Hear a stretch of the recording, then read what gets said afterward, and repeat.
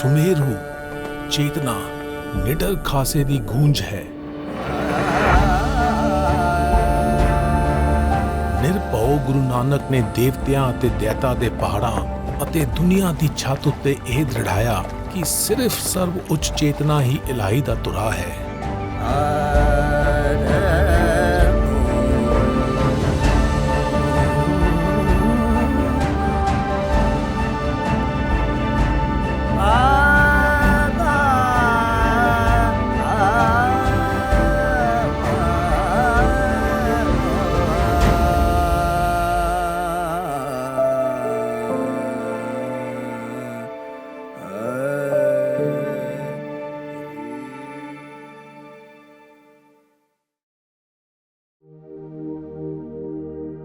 ਏਕ ਓੰਕਾਰ ਸਤਨਾਮ ਕਰਤਾ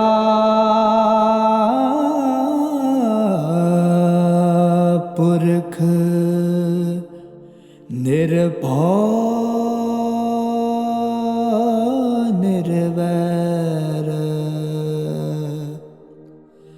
ਅਕਾਲ ਮੂਰਤ ਅਜੂਨੀ ਸਭੰ ਗੁਰ ਪ੍ਰਸਾਦ।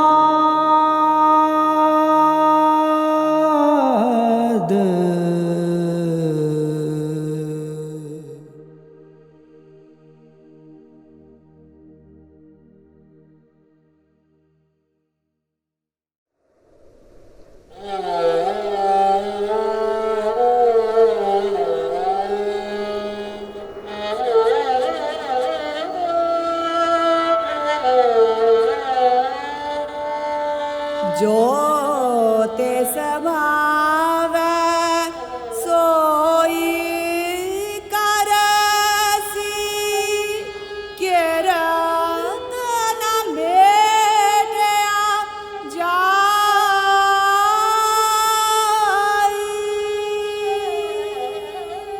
ਗੁਰੂ ਨਾਨਕ ਨੇ ਆਖਿਆ ਕਿ ਸੋਚ ਵਿਚਾਰ ਕੇ ਕੀਤੇ ਕਰਮਾਂ ਦੀ ਅਹਿਮੀਅਤ ਸਰਵੋਤਮ ਹੈ। ਆਪਣੇ ਉਪਰਾਲਿਆਂ ਦੇ ਸਿੱਟਿਆਂ ਤੋਂ ਬੇਲਾਗ ਰਹਿਣ ਨਾਲ ਮਨੁੱਖ ਅੰਦਰ ਇਤਫਾਕ ਦਾ ਵਾਸਾ ਹੁੰਦਾ ਹੈ। ਗੁਰੂ ਨਾਨਕ ਅਤੇ ਭਾਈ ਮਰਦਾਨਾ ਨੇ ਕੁਝ ਸਮਾਂ ਨਨਕਾਣਾ ਸਾਹਿਬ ਵਿੱਚ ਗੁਜ਼ਾਰਨ ਤੋਂ ਬਾਅਦ ਆਪਣੀ ਅਗਲੀ ਉਦਾਸੀ ਲਈ ਚਾਲੇ ਪਾ ਦਿੱਤੇ, ਜੋ ਤਕਰੀਬਨ 1517 ਈਸਵੀ ਵਿੱਚ ਸ਼ੁਰੂ ਹੋਈ। ਇਸ ਸਫ਼ਰ ਵਿੱਚ ਉਹ ਉੱਤਰੀ ਹਿਮਾਲਿਆ ਦੇ ਇਲਾਕੇ ਵਿੱਚ ਗਏ।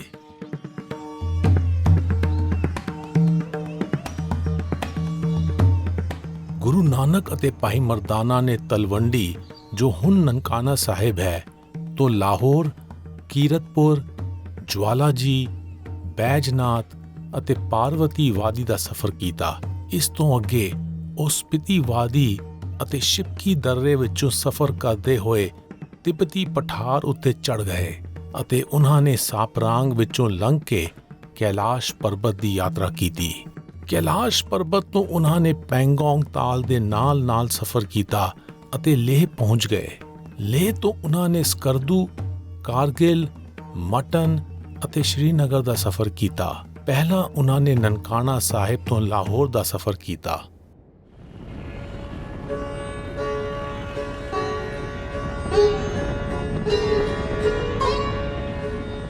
ਗੁਰੂ ਨਾਨਕ ਦੇ ਪਦ ਚਿੰਨ੍ਹਾਂ ਉੱਤੇ ਹੁਣ ਅਸੀਂ ਨਨਕਾਣਾ ਸਾਹਿਬ ਤੋਂ ਲਾਹੌਰ ਜਾ ਰਹੇ ਹਾਂ।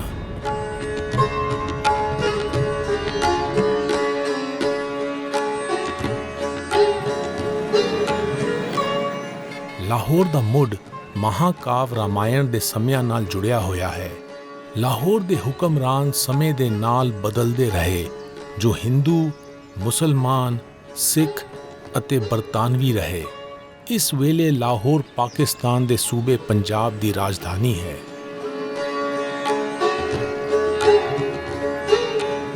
ਜਦੋਂ ਗੁਰੂ ਨਾਨਕ ਲਾਹੌਰ ਆਏ ਤਾਂ ਇੱਥੇ ਲੋਧੀ ਖਾਨਦਾਨ ਦਾ ਰਾਜ ਸੀ।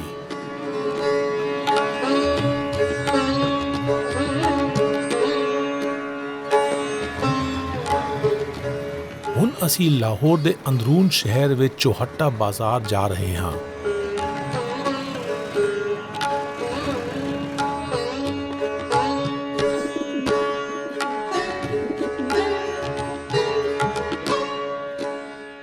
ਗੁਰੂ ਨਾਨਕ ਅਤੇ ਭਾਈ ਮਰਦਾਨਾ ਨੇ ਲਾਹੌਰ ਵਿੱਚ ਰਾਵੀ ਨਦੀ ਦੇ ਕੰਢੇ ਕਿਆਮ ਕੀਤਾ।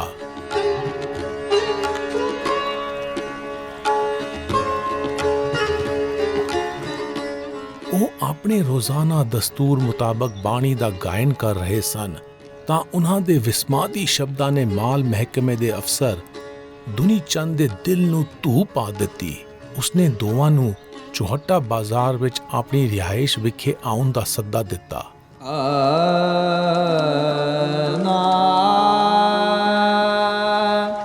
ਦੁਨੀ ਚੰਦ ਨੂੰ ਆਪਣੀ ਦੌਲਤ ਦਾ ਮਾਣ ਸੀ। ਉਸਨੇ ਬੜੇ ਮਾਣ ਨਾਲ ਆਪਣੀ ਅਮੀਰੀ ਦਾ ਦਿਖਾਵਾ ਕਰਦੇ ਹੋਏ ਦੱਸਿਆ ਕਿ ਝੰਡੀਆਂ ਨਾਲ ਸਜਾਇਆ ਹੋਇਆ ਆਲੀਸ਼ਾਨ ਘਰ ਉਸਦਾ ਹੈ। ਦੁਨੀ ਚੰਦ ਨੂੰ ਪਦਾਰਤ ਦੀ ਲਾਲਸਾ ਤੋਂ ਛੁਟਕਾਰਾ ਦਿਵਾਉਣ ਲਈ ਗੁਰੂ ਨਾਨਕ ਨੇ ਉਸ ਦੀ ਪਰਚੋਲੀਆਂ ਸੋਚ ਨੂੰ ਜਗਾਇਆ। ਉਹਨਾਂ ਨੇ ਦੁਨੀ ਚੰਦ ਨੂੰ ਇੱਕ ਸੂਈ ਸੌਗਾਤ ਵਜੋਂ ਦਿੱਤੀ ਅਤੇ ਕਿਹਾ ਕਿ ਇਸ ਨੂੰ ਸਾਂਭ ਕੇ ਰੱਖੇ ਅਤੇ ਮੌਤ ਤੋਂ ਬਾਅਦ ਨਾਲ ਲੈ ਜਾਵੇ। ਦੁਨੀ ਚੰਦ ਨੂੰ ਗੁੱਝੇ ਸੁਨੇਹੇ ਦੀ ਸਮਝ ਆ ਗਈ ਕਿ ਜ਼ਖੀਰੇਬਾਜ਼ੀ ਬੇਅਰਥ ਹੈ ਅਤੇ ਮੌਤ ਤੋਂ ਬਾਅਦ ਕੁਝ ਵੀ ਨਾਲ ਨਹੀਂ ਜਾਣਾ। ਇਸ ਲਈ ਜ਼ਰੂਰਤਮੰਦਾਂ ਵਿੱਚ ਦੌਲਤ ਵਰਤਾਉਣ ਨਾਲ ਰੂਹਾਨੀ ਰੁਤਬਾ ਕਮਾਇਆ ਜਾ ਸਕਦਾ ਹੈ, ਜੋ ਸਭ ਤੋਂ ਅਹਿਮ ਸਰਮਾਇਆ ਹੈ। ਗੁਰੂ ਨਾਨਕ ਨੇ ਗਾ ਕੇ ਤਫਸੀਲ ਦਿੱਤੀ। ਸਾਹ ਮਰੈ ਸੰਚੈ ਮਾਇਆ ਦਾਮ,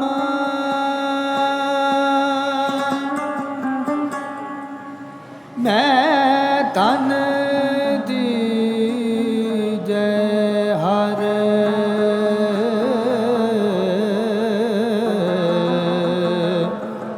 ਅੰਮ੍ਰਿਤ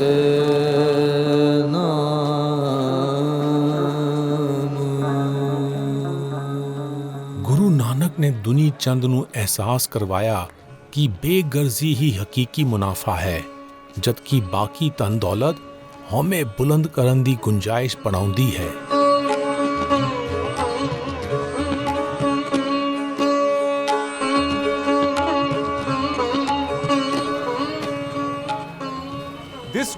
ਇਹ ਗੁਰਦੁਆਰਾ ਲਾਹੌਰ ਦੇ ਅੰਦਰੂਨ ਸ਼ਹਿਰ ਦੀਆਂ ਤੰਗ ਗਲੀਆਂ ਵਿੱਚ ਸੇਠ ਦੁਨੀ ਚੰਦ ਦੀ ਪੁਰਾਣੀ ਰਿਹਾਇਸ਼ ਵਾਲੀ ਥਾਂ ਉੱਤੇ ਬਣਿਆ ਹੈ। ਸੇਠ ਦੁਨੀ ਚੰਦ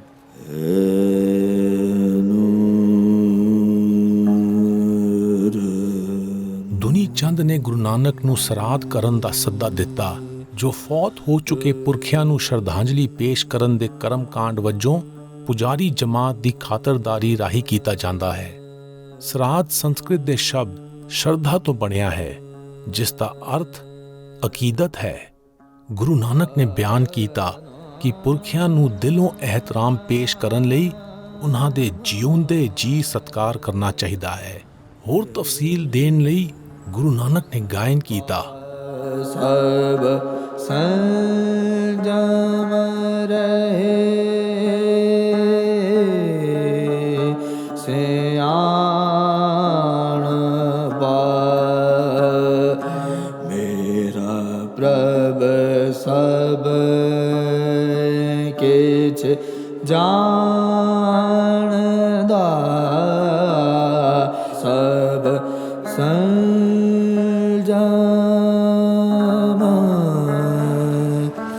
ਰਹੇ ਸਿਆਣ ਪਾ।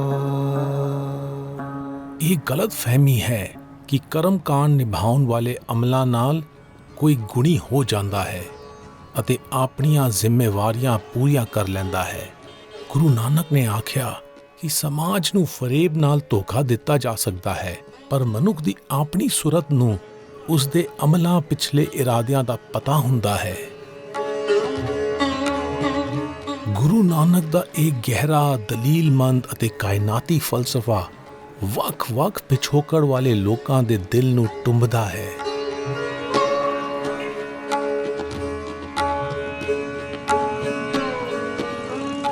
ਅਸੀਂ ਹੁਣ ਲਾਹੌਰ ਕਿਲੇ ਦੇ ਮੁਹਾਫਿਜ਼ ਅੰਜੁਮਦਾਰਾਂ ਨੂੰ ਮਿਲਣ ਜਾ ਰਹੇ ਹਾਂ। ਉਹਨਾਂ ਨੇ ਪੁਰਾਤਤਵ ਵਿਗਿਆਨ ਦੀ ਪੜ੍ਹਾਈ ਕੀਤੀ ਹੈ ਅਤੇ ਪੰਜਾਬ ਦੀ ਉਸ ਸਾਂਝੀ ਤਹਿਜ਼ੀਬ ਦੇ ਜਾਣੂ ਹਨ ਜਦੋਂ ਗੁਰੂ ਨਾਨਕ ਦੀ ਹਿੰਦੂਆਂ, ਮੁਸਲਮਾਨਾਂ ਅਤੇ ਸਿੱਖਾਂ ਵਿੱਚ ਇੱਕੋ ਜਿਹੀ ਮਾਨਤਾ ਸੀ। ਵਿਸਵੇ ਚਸਿਆ ਘੜੀਆਂ ਪੈਰ ਤਿਥੀ ਵਾਰੀ ਮਹੋਆ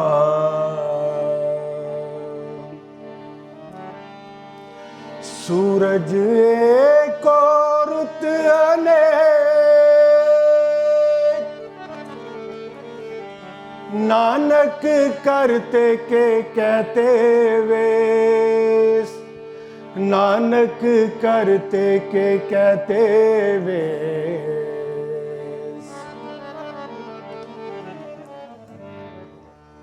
ਇਹ ਜਿਹੜੇ ਸ਼ਬਦ ਆ ਗੁਰੂ ਗ੍ਰੰਥ ਸਾਹਿਬ ਦੇ ਅੰਦਰ, ਇਹਨਾਂ ਦਾ ਮਕਸਦ ਇਹ ਕਿ ਸੈਕਿੰਡ, ਘੰਟੇ, ਹਫਤੇ, ਮਹੀਨੇ ਇਹ ਸਾਰੇ ਇੱਕ ਸੂਰਜ ਦੇ ਨਾਲ ਜੁੜੇ ਹੋਏ ਨੇ ਔਰ ਉਸ ਸੂਰਜ ਦੀ ਗਰਦਸ਼ ਦੇ ਨਾਲ ਹਰ ਚੀਜ਼ ਜੁੜੀ ਹੈ।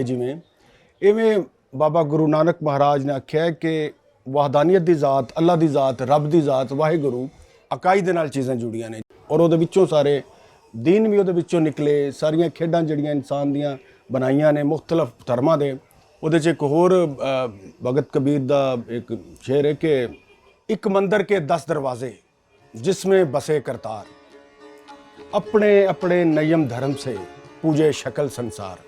वो हर कोई अपने अपने दरवाजे तो एंटर होंदे है तो समझदा कि यही दरवाज़ा है जिहड़ा मंदिर नूं जांदा है, जिहड़ा मस्जिद नूं जांदा है, जिहड़ा गुरुद्वारे नूं जांदा है। ते लेकिन उन्हां नूं ये नहीं पता कि दरवाजे 10 ने, अंदर इक्को ही शख्सियत है और वो वादानियत। इसदा मतलब है कि जदों नानक दा ज़हूर होया उदों जात पात, ऊंच नीच, हिंदू ब्राह्मण और मुल्लां दे जिहड़े टैक्टिक्स आ मजहब ਨੂੰ ਯੂਜ਼ ਕਰਨ ਦੇ, ਉਹ ਬਾਬਾ ਜੀ ਨੇ ਕਿਹਾ ਕਿ ਇਹ ਜਿਹੜਾ ਨਾ तमाम ਅੰਧੇਰਾ ਹੈ, ਇਨਸਾਨੀਅਤ ਨੂੰ ਰਾਹ ਦਿਖਾਉਣ ਵਾਸਤੇ ਜਿਹੜਾ ਨਾ ਉਹ ਕਿਸੇ ਰੋਸ਼ਨੀ ਦੀ ਜ਼ਰੂਰਤ ਹੈ, ਕਿਸੇ ਹਦਾਇਤ ਦੀ ਜ਼ਰੂਰਤ ਹੈ।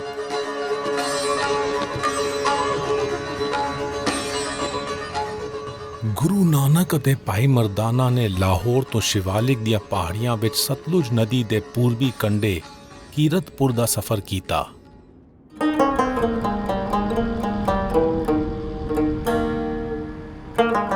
ਮੌਜੂਦਾ ਦੌਰ ਵਿੱਚ ਸਿਆਸੀ ਕਾਰਨਾਂ ਕਰਕੇ ਇੰਡੀਆ ਪਾਕਿਸਤਾਨ ਦੀ ਸਰਹੱਦ ਕੁਝ ਤੈਅ ਨਾਕਿਆਂ ਤੋਂ ਹੀ ਪਾਰ ਕੀਤੀ ਜਾ ਸਕਦੀ ਹੈ।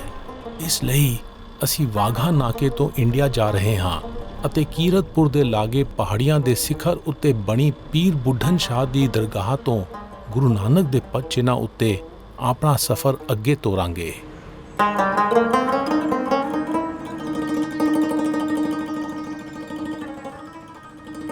ਜਦੋਂ ਗੁਰੂ ਨਾਨਕ ਇਸ ਇਲਾਕੇ ਵਿੱਚ ਆਏ ਤਾਂ ਸ਼ਿਵਾਲਿਕ ਦੀਆਂ ਪਹਾੜੀਆਂ ਵਿੱਚ ਘਣਾ ਜੰਗਲ ਸੀ। ਪਹਾੜੀ ਦੇ ਸਿਖਰ ਉੱਤੇ ਗੁਰੂ ਨਾਨਕ ਦੇ ਆਉਣ ਦਾ ਜ਼ਿਕਰ ਪੁਰਾਣੀਆਂ ਜਨਮ ਸਾਖੀਆਂ ਵਿੱਚ ਨਹੀਂ ਮਿਲਦਾ। ਇਸ ਬਿਰਤਾਂਤ ਨੂੰ ਪ੍ਰਵਾਨ ਕੀਤਾ ਗਿਆ ਹੈ ਕਿਉਂਕਿ ਕਿਹਾ ਜਾਂਦਾ ਹੈ ਕਿ ਗੁਰੂ ਹਰਗੋਬਿੰਦ ਆਪ ਗੁਰੂ ਨਾਨਕ ਦੀ ਯਾਦ ਵਿੱਚ ਇਸ ਸਥਾਨ ਉੱਤੇ ਆਏ ਸਨ।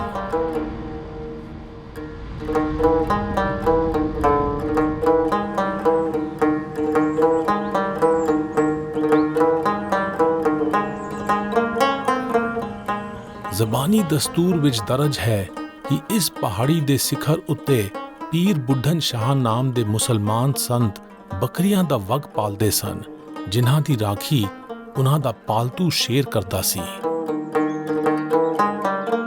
ਪੀਰ ਬੁੱਢਨ ਸ਼ਾਹ ਨੇ ਗੁਰੂ ਨਾਨਕ ਅਤੇ ਭਾਈ ਮਰਦਾਨਾ ਦੀ ਪ੍ਰਾਹੁਣਚਾਰੀ ਕੀਤੀ ਅਤੇ ਉਹਨਾਂ ਨੂੰ ਬੱਕਰੀ ਦਾ ਦੁੱਧ ਪੇਸ਼ ਕੀਤਾ।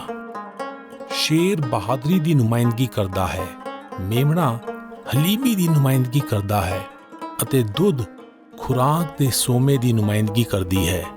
ਮੇਰੀ ਨਿਮਾਣੀ ਸਮਝ ਮੁਤਾਬਕ ਇਹ ਤਸ਼ਬੀਹ ਬਿਆਨ ਕਰਦੀ ਹੈ ਕਿ ਹਲੀਮੀ ਦੀ ਹਿਮਾਇਤ ਵਿੱਚ ਵੈਰ ਨੂੰ ਸੀਲ ਕਰਨਾ ਹੀ ਸੱਚੀ ਬਹਾਦਰੀ ਹੈ, ਜੋ ਖੁਰਾਕ ਵਜੋਂ ਰੂਹ ਦੀ ਸੇਵਾ ਕਰਦੀ ਹੈ।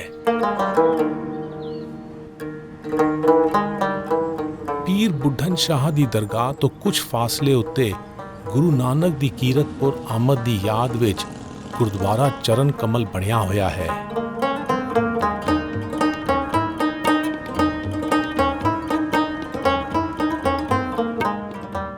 ਗੁਰਦੁਆਰਾ ਚਰਨ ਕਮਲ ਗੁਰੂ ਨਾਨਕ ਦੀ ਫਕੀਰ ਬੁੱਢਨ ਸ਼ਾਹ ਨਾਲ ਮੁਲਾਕਾਤ ਦੀ ਯਾਦ ਵਿੱਚ ਬਣਿਆ ਹੋਇਆ ਹੈ।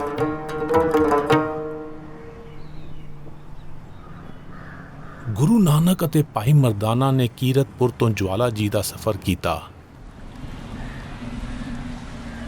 ਗੁਰੂ ਨਾਨਕ ਦੇ ਪਦ ਚਿੰਨ੍ਹਾਂ ਉੱਤੇ ਹੁਣ ਅਸੀਂ ਕੀਰਤਪੁਰ ਤੋਂ ਹਿਮਾਚਲ ਪ੍ਰਦੇਸ਼ ਵਿੱਚ ਜਵਾਲਾ ਜੀ ਦੇ ਜਵਾਲਾਮੁਖੀ ਮੰਦਿਰ ਜਾ ਰਹੇ ਹਾਂ।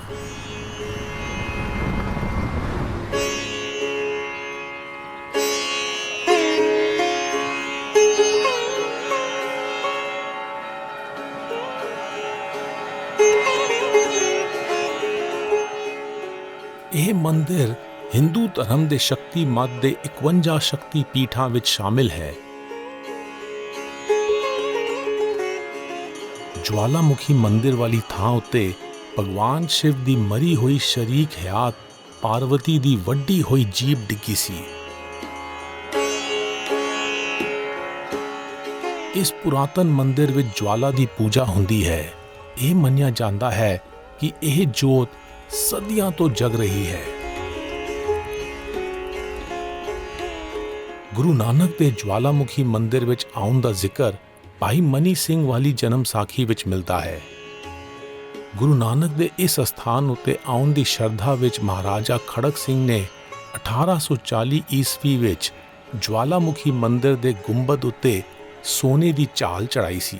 ਉਹ ਸ਼ੇਰੇ ਪੰਜਾਬ ਵਜੋਂ ਜਾਣੇ ਜਾਂਦੇ ਮਹਾਰਾਜਾ ਰਣਜੀਤ ਸਿੰਘ ਦੇ ਸਪੁੱਤਰ ਸਨ। ਕਈ ਮਜ਼ਹਬਾਂ ਦੇ ਦਸਤੂਰ ਵਿੱਚ ਜਵਾਲਾ ਦੀ ਪੂਜਾ ਇਸ ਦੇ ਹਨੇਰੇ ਵਿੱਚ ਰੋਸ਼ਨੀ ਕਰਨ ਦੀ ਸ਼ਕਤੀ ਵਜੋਂ ਕੀਤੀ ਜਾਂਦੀ ਹੈ।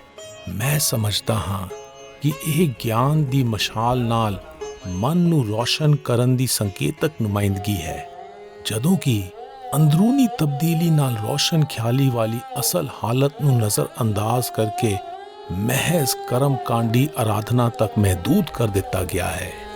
ਕੀਰਤ ਕਰਮ ਕਾਰ ਨਿਜ ਸੰਦਾ ਅੰਤਰ ਰਵ ਤੋ ਰਾਜ ਰਵਿੰਦਾ। ਗੁਰੂ ਨਾਨਕ ਨੇ ਆਖਿਆ ਕਿ ਉਹਨਾਂ ਨੇ ਸੋਚ ਵਿਚਾਰ ਨੂੰ ਰੋਜ਼ਾਨਾ ਅਮਲ ਦਾ ਹਿੱਸਾ ਬਣਾ ਲਿਆ ਹੈ, ਕਿਉਂਕਿ ਵਿਵੇਕ ਦੀ ਜਵਾਲਾ ਅੰਦਰ ਵਸਦੀ ਹੈ। ਗੁਰੂ ਨਾਨਕ ਅਤੇ ਭਾਈ ਮਰਦਾਨਾ ਨੇ ਜਵਾਲਾ ਜੀ ਤੋਂ ਬੈਜਨਾਥ ਦਾ ਸਫ਼ਰ ਕੀਤਾ। ਗੁਰੂ ਨਾਨਕ ਦੇ ਪਦ ਚਿੰਨ੍ਹਾਂ ਉੱਤੇ ਹੁਣ ਅਸੀਂ ਜਵਾਲਾ ਜੀ ਤੋਂ ਬੈਜਨਾਥ ਜਾ ਰਹੇ ਹਾਂ।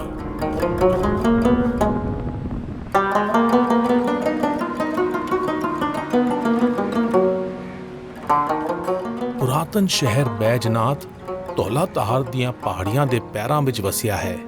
ਇਤਿਹਾਸਕ ਪੱਖੋਂ ਇਹ ਕਸ਼ਮੀਰ ਅਤੇ ਪੰਜਾਬ ਤੋਂ ਤਿੱਬਤ ਦੇ ਵਪਾਰਕ ਰਾਹ ਉੱਤੇ ਅਹਿਮ ਸ਼ਹਿਰ ਸੀ।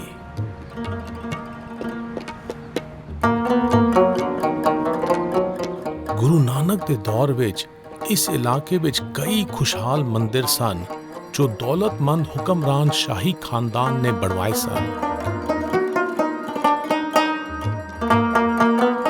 ਅਸੀਂ ਇਤਿਹਾਸਕ ਬੈਜਨਾਥ ਮੰਦਿਰ ਜਾ ਰਹੇ ਹਾਂ, ਜੋ ਭਗਵਾਨ ਸ਼ਿਵ ਨੂੰ ਮਨਸੂਬ ਹੈ ਅਤੇ ਉਹਨਾਂ ਦੀ ਨੁਮਾਇੰਦਗੀ ਉਸਤਾਦ ਵੈਦ ਵਜੋਂ ਕੀਤੀ ਗਈ ਹੈ।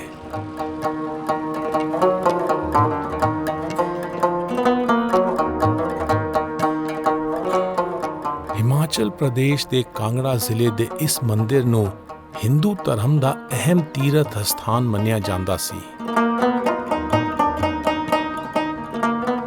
ਬੈਜਨਾਥ ਦਾ ਪਹਿਲਾ ਨਾਮ ਕੀੜ ਗ੍ਰਾਮ ਸੀ, ਜਿਹੜਾ ਕੀੜ ਅਤੇ ਗ੍ਰਾਮ ਸ਼ਬਦਾਂ ਦੇ ਜਮ੍ਹਾਂ ਜੋੜ ਤੋਂ ਬਣਿਆ ਹੈ। ਗ੍ਰਾਮ ਸ਼ਬਦ ਦਾ ਮਾਇਨਾ ਤਾਂ ਬਸਤੀ ਹੈ, ਪਰ ਕੀੜ ਸ਼ਬਦ ਦੇ ਮਾਇਨੇ ਬਾਰੇ ਰਾਏ ਵੱਖ-ਵੱਖ ਹੈ। ਕੁਝ ਲਿਖਤਾਂ ਵਿੱਚ ਦਰਜ ਹੈ ਕਿ ਇਸ ਦਾ ਹਵਾਲਾ ਕਿਰਤਾ ਕਬੀਲਾ ਹੈ, ਜੋ ਕਦੇ ਇੱਥੇ ਰਾਜ ਕਰਦਾ ਸੀ। ਵਿਲਾਇਤ ਵਾਲੀ ਜਨਮ ਸਾਖੀ ਮੁਤਾਬਕ ਕੀੜ ਦਾ ਮਤਲਬ ਕੀੜਾ ਹੈ। ਨਦੀਆਂ ਵਿੱਚ ਟਿੱਬੇ ਦੇ ਖਾਲੇ ਥਲੇ ਕਰੇ ਅਸਗਾਹ ਕੀੜਾ ਥਾਪ ਦੇ ਪਾਤ ਸਾਹੀ ਲਸਕਰ ਕਰ ਸੁਆ। ਗੁਰੂ ਨਾਨਕ ਨੇ ਆਖਿਆ ਕਿ ਕਾਇਨਾਤੀ ਊਰਜਾ ਤਾਂ ਕੀੜੇ ਨੂੰ ਵੀ ਤਾਕਤਵਰ ਹਾਕਮ ਬਣਾ ਸਕਦੀ ਹੈ ਅਤੇ ਲਸ਼ਕਰਾਂ ਨੂੰ ਸੁਆਹ ਕਰ ਸਕਦੀ ਹੈ। ਛੋਟਾ ਜਾਂ ਵੱਡਾ ਹੋਣਾ ਤਾਂ ਬੇਮਾਇਨਾ ਹੈ। ਕੁਦਰਤ ਦੇ ਹਰ ਪੱਖ ਦਾ ਮਾਣ ਸਤਿਕਾਰ ਕਰਨਾ ਹਮ ਵਜੂਦਗੀ ਲਈ ਅਹਿਮ ਹੈ। ਗੁਰੂ ਨਾਨਕ ਦੇ ਕੀੜੇ ਬਾਰੇ ਸ਼ਬਦ ਤੋਂ ਮੈਂ ਇਹ ਸਿੱਖਿਆ ਹੈ।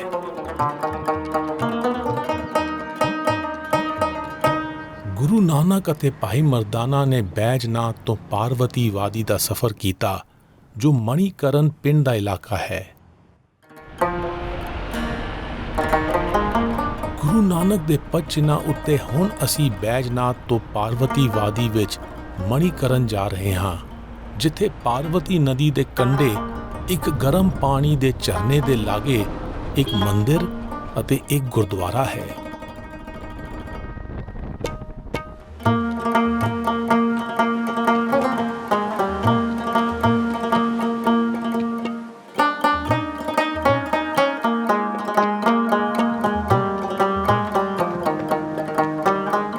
ਬਾਬਾ ਨਾਰਾਇਣ ਹਰੀ ਨੇ 1940 ਈਸਵੀ ਵਿੱਚ ਗੁਰੂ ਨਾਨਕ ਦੇ ਹਿਮਾਚਲ ਇਲਾਕੇ ਵਿੱਚ ਆਉਣ ਦੀ ਯਾਦ ਵਿੱਚ ਮਣੀਕਰਨ ਸਾਹਿਬ ਗੁਰਦੁਆਰਾ ਬਣਾਇਆ ਸੀ।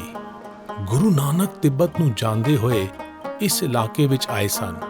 ਇਹ ਗੁਰਦੁਆਰਾ ਗੁਰੂ ਨਾਨਕ ਬਾਰੇ ਜ਼ਬਾਨੀ ਕਲਾਮੀ ਚਲੀ ਆਉਂਦੀ ਇੱਕ ਕਥਾ ਕਾਰਨ ਮਸ਼ਹੂਰ ਹੈ, ਜਿਸ ਦਾ ਜ਼ਿਕਰ ਪੁਰਾਣੀਆਂ ਜਨਮ ਸਾਖੀਆਂ ਵਿੱਚ ਨਹੀਂ ਮਿਲਦਾ।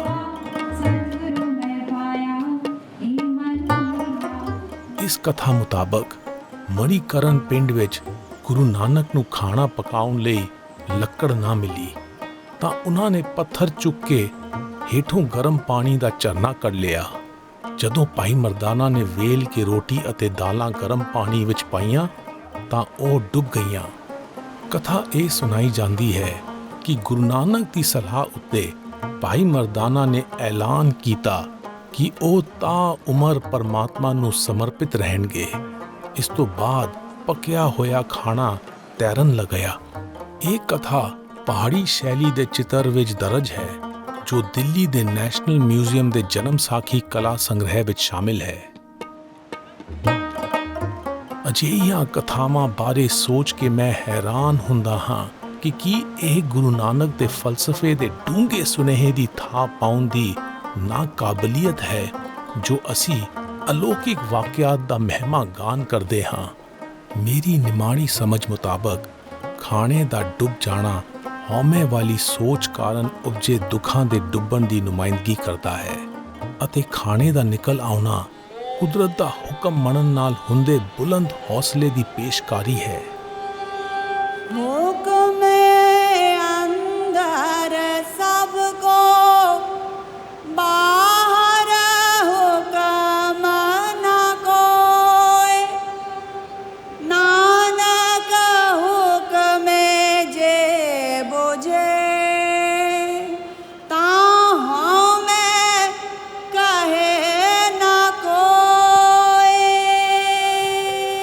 ਗੁਰੂ ਨਾਨਕ ਅਤੇ ਭਾਈ ਮਰਦਾਨਾ ਨੇ ਪਾਰਵਤੀ ਵਾਦੀ ਤੋਂ ਸਪਿਤੀ ਵਾਦੀ ਰਾਹੀਂ ਹੁੰਦੇ ਹੋਏ ਸ਼ਿਪਕੀ ਦਰਰਾ ਪਾਰ ਕੀਤਾ ਅਤੇ ਤਿੱਬਤ ਵਿੱਚ ਸਾਪਰਾਂਗ ਦੀ ਚੜ੍ਹਾਈ ਚੜ੍ਹ ਗਏ।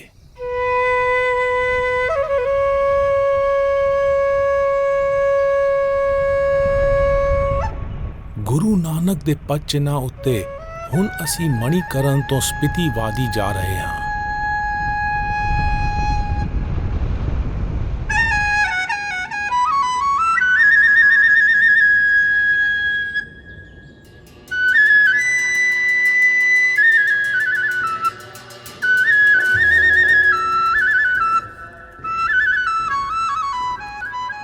ਗੁਰੂ ਨਾਨਕ ਅਤੇ ਭਾਈ ਮਰਦਾਨਾ ਨੇ ਇਸ ਮੁਸ਼ਕਲ ਇਲਾਕੇ ਵਿੱਚੋਂ ਸਫ਼ਰ ਕੀਤਾ, ਜੋ ਬੰਜਰ ਪਹਾੜਾਂ ਨਾਲ ਘਿਰਿਆ ਹੋਇਆ ਹੈ।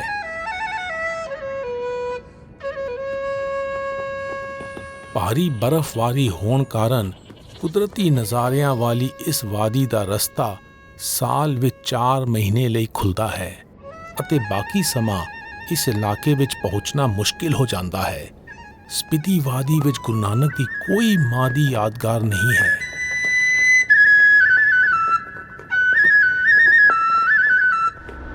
ਮੌਜੂਦਾ ਦੌਰ ਵਿੱਚ ਸਿਆਸੀ ਕਾਰਨਾਂ ਕਰਕੇ ਇੰਡੋ ਤਿੱਬਤੀਅਨ ਸਰਹੱਦ ਨੂੰ ਪਾਰ ਕਰਨਾ ਮੁਮਕਿਨ ਨਹੀਂ ਹੈ।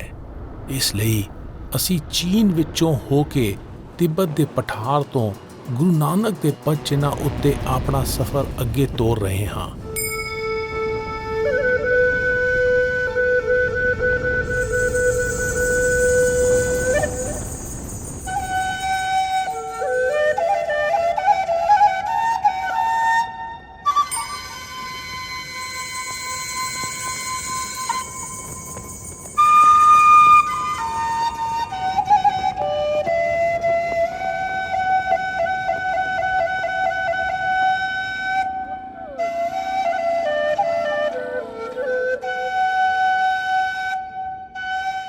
At an average elevation of ਔਸਤਨ 16 16,000 ਮੀਟਰ ਦੀ ਉਚਾਈ ਉੱਤੇ ਤਿੱਬਤ ਦੁਨੀਆ ਦੀ ਛੱਤ ਵਜੋਂ ਜਾਣਿਆ ਜਾਂਦਾ ਹੈ।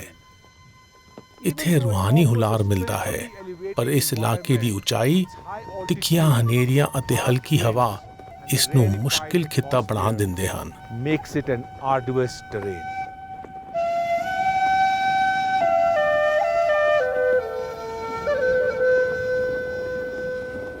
ਬੌਨ ਤਿੱਬਤ ਦੇ ਲੋਕਾਂ ਦਾ ਪੁਰਾਤਨ ਮੁਕਾਮੀ ਮਜ਼ਹਬ ਸੀ ਜੋ ਸਰਬ ਆਤਮਵਾਦੀ ਅਤੇ ਤੰਤਰਵਾਦੀ ਸੀ।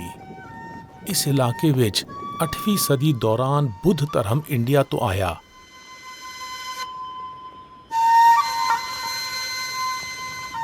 ਬੋਧੀ ਅਤੇ ਹਿੰਦੂ ਧਰਮ ਦੇ ਬੌਨ ਅਕੀਦਿਆਂ ਨਾਲ ਰਲੇਵੇਂ ਵਿੱਚੋਂ ਤਿੱਬਤੀ ਬੁੱਧ ਮਤ ਦਾ ਵਿਕਾਸ ਹੋਇਆ, ਜੋ ਨਿਰਾਲਾ ਦਸਤੂਰ ਹੈ।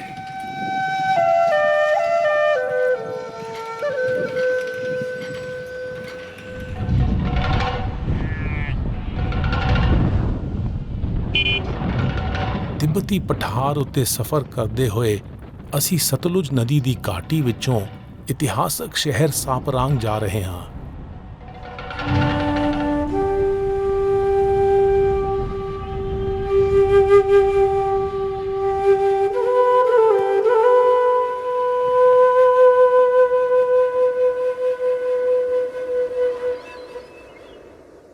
ਇਹ ਸ਼ਹਿਰ 10ਵੀਂ ਸਦੀ ਵਿੱਚ ਗੁੱਗੀ ਸਲਤਨਤ ਨੇ ਵਸਾਇਆ ਅਤੇ ਇੱਥੋਂ ਦੇ ਲੋਕ ਬੁੱਧ ਧਰਮ ਨੂੰ ਮੰਨਦੇ ਸਨ।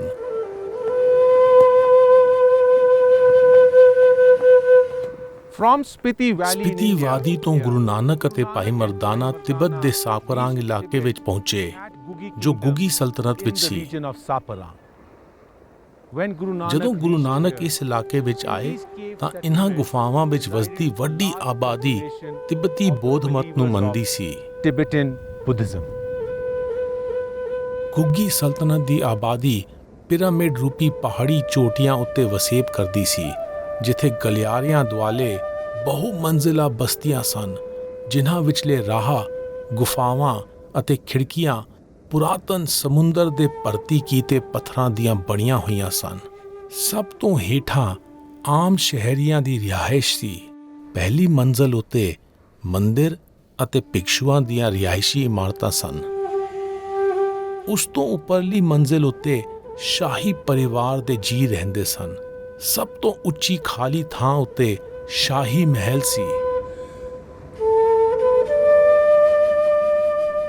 ਇਹ ਦਿਲਚਸਪ ਹੈ ਕਿ ਇਸ ਸਲਤਨਤ ਦੀ ਸ਼ਾਨਦਾਰ ਸਭਿਅਤਾ 17ਵੀਂ ਸਦੀ ਵਿੱਚ ਰਹੱਸਮਈ ਢੰਗ ਨਾਲ ਗੁਆਚ ਗਈ।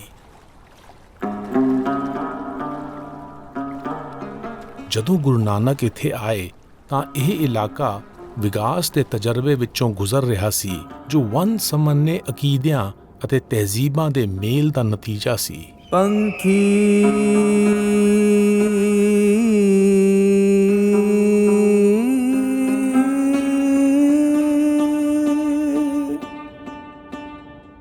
ਪੰਖੀ ਹੋਏ ਕੈ ਜੇ ਭਵਾ ਸੈ ਸਮਾਨਿ ਰਾਓ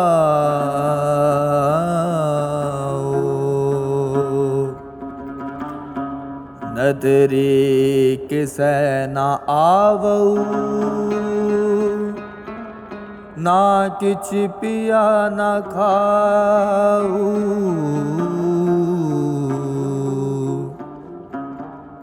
ਭੀਤਰ ਕੀਮਤ ਨਾ ਪਵੈ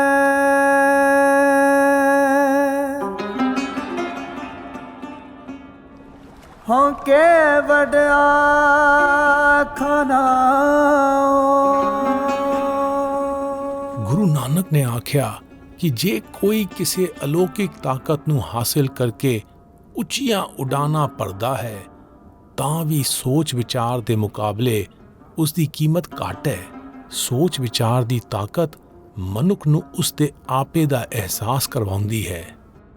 ਗੁਰੂ ਨਾਨਕ ਅਤੇ ਭਾਈ ਮਰਦਾਨਾ ਨੇ ਸਾਪਰਾਂਗ ਤੋਂ ਪੂਰਬ ਵਾਲੇ ਪਾਸੇ ਨੂੰ ਕੈਲਾਸ਼ ਪਰਬਤ ਦਾ ਸਫ਼ਰ ਕੀਤਾ।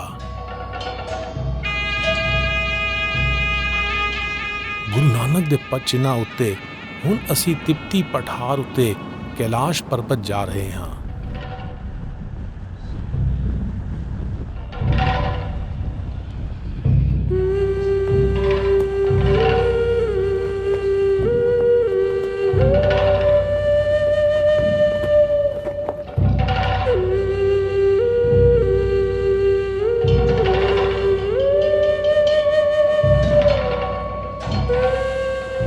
At a height of 21,000 ਸਮੁੰਦਰ ਤੋਂ 21,800 ਫੁੱਟ ਦੀ ਉਚਾਈ ਉੱਤੇ ਕੈਲਾਸ਼ ਪਰਬਤ ਤਿੱਬਤੀ ਪਠਾਰ ਵਿੱਚੋਂ ਨਿਕਲਦੇ ਮੰਦਿਰ ਦੇ ਗੁੰਬਦ ਵਰਗਾ ਲੱਗਦਾ ਹੈ। rising from the Tibetan plateau. Kailash is also known Kailash ਨੂੰ ਸੁਮੇਰੂ ਵੀ ਕਿਹਾ ਜਾਂਦਾ ਹੈ। ਮੇਰੂ ਗੈਰ ਮਾਦੀ ਹੋਣ ਦੇ ਮਰਕਜ਼ ਨੂੰ ਪੇਸ਼ ਕਰਦਾ ਹੈ ਅਤੇ ਸੂ ਦਾ ਮਾਇਨਾ ਸਰਬੋਤਮ ਹੈ। ਕੈਲਾਸ਼ ਪਰਬਤ ਨੂੰ ਗੈਰ ਮਾਦੀ ਹੋਣ ਦਾ ਮਰਕਜ਼ ਸ਼ਾਇਦ ਇਸ ਲਈ ਮੰਨਿਆ ਜਾਂਦਾ ਹੈ ਕਿਉਂਕਿ ਇਸ ਪਹਾੜ ਤੋਂ ਏਸ਼ੀਆ ਮਹਾਦੀਪ ਦੀਆਂ 4 ਅਹਿਮ ਨਦੀਆਂ ਉਗਮਦੀਆਂ ਹਨ। ਇਹ ਨਦੀਆਂ ਬ੍ਰਹਮਪੁੱਤਰ, ਸਤਲੁਜ, ਸਿੰਧੂ ਅਤੇ ਗੰਗਾ ਦਾ ਸਰੋਤ ਮੰਨੀ ਜਾਣ ਵਾਲੀ ਕਰਨਾਲੀ ਹਨ।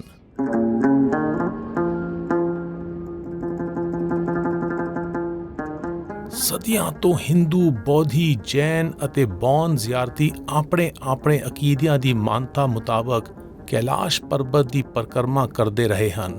ਹਿੰਦੂ ਤਾਂ ਕੈਲਾਸ਼ ਪਰਬਤ ਨੂੰ ਭਗਵਾਨ ਸ਼ਿਵ ਦਾ ਨਿਵਾਸ ਮੰਨਦੇ ਹਨ। ਗੁਰੂ ਨਾਨਕ ਦੀ ਸਾਖੀ ਦੇ ਪਹਿਲੇ ਲਿਖਾਰੀ ਭਾਈ ਗੁਰਦਾਸ ਨੇ ਉਨ੍ਹਾਂ ਦੀ ਕੈਲਾਸ਼ ਪਰਬਤ ਦੀ ਯਾਤਰਾ ਦਾ ਵੇਰਵਾ ਦਿੱਤਾ ਹੈ। ਫਿਰ ਜਾਏ ਚੜ੍ਹਿਆ ਸੁਮੇਰ ਪਰ ਸਿੱਧ ਮੰਡਲੀ ਦ੍ਰਿਸ਼ਟੀ ਆਈ। ਸੰਸਕ੍ਰਿਤ ਦੇ ਸ਼ਬਦ ਸਿੱਧ ਦੀ ਵਰਤੋਂ ਉਨ੍ਹਾਂ ਲੋਕਾਂ ਲਈ ਹੁੰਦੀ ਹੈ ਜਿਨ੍ਹਾਂ ਨੇ ਉੱਚੇ ਪੱਧਰ ਦੀ ਹਕੀਕੀ ਅਤੇ ਰੂਹਾਨੀ ਕਾਬਲੀਅਤ ਹਾਸਲ ਕਰ ਲਈ ਹੈ। ਗੁਰੂ ਨਾਨਕ ਦੇ ਸਿੱਧਾਂ ਨਾਲ ਵੱਖ-ਵੱਖ ਥਾਵਾਂ ਉੱਤੇ ਹੋਏ ਗੋਸ਼ਟ ਨੂੰ ਸਿੱਧ ਗੋਸ਼ਟ ਦੇ ਸਿਰਲੇਖ ਹੇਠ ਗੁਰੂ ਗ੍ਰੰਥ ਸਾਹਿਬ ਵਿੱਚ ਦਰਜ ਕੀਤਾ ਗਿਆ ਹੈ। ਕੈਲਾਸ਼ ਪਰਬਤ ਉੱਤੇ ਗੁਰੂ ਨਾਨਕ ਦੀ ਮੁਲਾਕਾਤ ਸਿੱਧਾਂ ਨਾਲ ਹੋਈ ਜਿਨ੍ਹਾਂ ਨੇ ਉਨ੍ਹਾਂ ਨੂੰ ਰੂਹਾਨੀ ਗੋਸ਼ਟ ਕਰਨ ਦਾ ਸੱਦਾ ਦਿੱਤਾ। ਸਿੱਧ ਇਲਾਹੀ ਦਾ ਅਹਿਸਾਸ ਕਰਨ ਲਈ ਸਮਾਜ ਅਤੇ ਪਰਿਵਾਰਕ ਜੀਵਨ ਤੋਂ ਕਿਨਾਰਾ ਕਰਨ ਨੂੰ ਤਰਜੀਹ ਦਿੰਦੇ ਹਨ, ਜਦਕਿ ਗੁਰੂ ਨਾਨਕ ਦਾ ਭਰੋਸਾ ਹੈ ਕਿ ਸਮਾਜ ਅਤੇ ਪਰਿਵਾਰਕ ਜ਼ਿੰਮੇਵਾਰੀਆਂ ਨਿਭਾਉਂਦੇ ਹੋਏ ਹੀ ਰੂਹਾਨੀ ਉਚਾਈਆਂ ਹਾਸਲ ਕੀਤੀਆਂ ਜਾ ਸਕਦੀਆਂ ਹਨ। ਗੁਰੂ ਗ੍ਰੰਥ ਸਾਹਿਬ ਵਿੱਚ ਸਿੱਧ ਗੋਸ਼ਟ ਦਾ ਪਹਿਲਾ ਸ਼ਬਦ ਦਰਸਾਉਂਦਾ ਹੈ ਕਿ ਫਲਸਫੀ ਸੰਵਾਦ ਸ਼ੁਰੂ ਕਰਨ ਤੋਂ ਪਹਿਲਾਂ ਗੁਰੂ ਨਾਨਕ ਅਤੇ ਸਿੱਧਾਂ ਨੇ ਇੱਕ ਦੂਜੇ ਨੂੰ ਸਿਜਦਾ ਕੀਤਾ। ਗੁਰੂ ਨਾਨਕ ਗਿਆਨ ਦੀ ਆਰਜ਼ੂਮੰਦੀ ਅਤੇ ਇਸ ਨੂੰ ਵਰਤਾਉਣ ਦੇ ਮੁੱਦਈ ਸਨ। ਉਨ੍ਹਾਂ ਨੇ ਸਿੱਧਾਂ ਨੂੰ ਸਵਾਲ ਕੀਤਾ ਕਿ ਜਦੋਂ ਉਨ੍ਹਾਂ ਦੀ ਹਾਸਲ ਕੀਤੀ ਰੂਹਾਨੀ ਉੱਤਮਤਾ ਨੂੰ ਵਰਤਾਉਣ ਨਾਲ ਸਮਾਜ ਦਾ ਭਲਾ ਹੋ ਸਕਦਾ ਹੈ ਤਾਂ ਉਹ ਆਪਣੇ ਆਪ ਨੂੰ ਅੱਡ ਕਿਉਂ ਰੱਖਦੇ ਹਨ। ਸਿੱਧ ਸਭਾ ਕਰ ਆਸਣ ਬੈਠੇ ਸੰਤ ਸਭਾ ਜੈਕਾਰੋ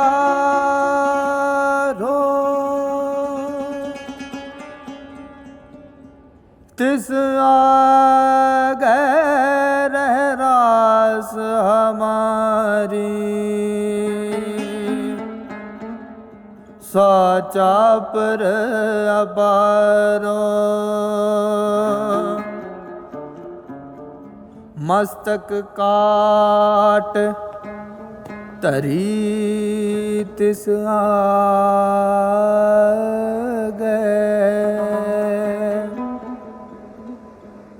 ਤਨ ਮਨ ਆਗੇ ਦੇਉ